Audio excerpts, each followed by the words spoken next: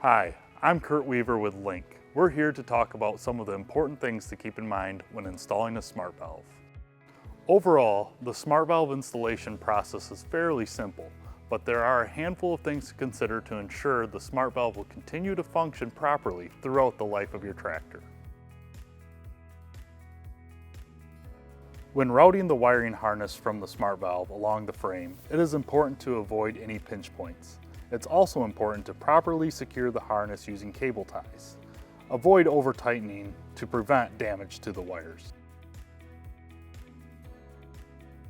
When installing the SmartValve, it's important to identify and label the different air lines between the supply and the suspension lines. If you need to cut an air line, be sure to use an airline cutting tool to avoid pinching.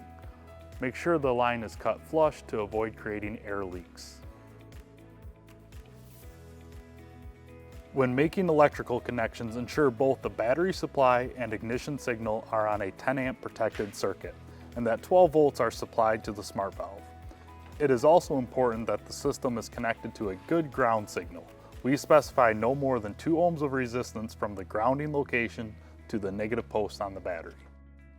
For more information on SmartValve, please visit our website or give us a call.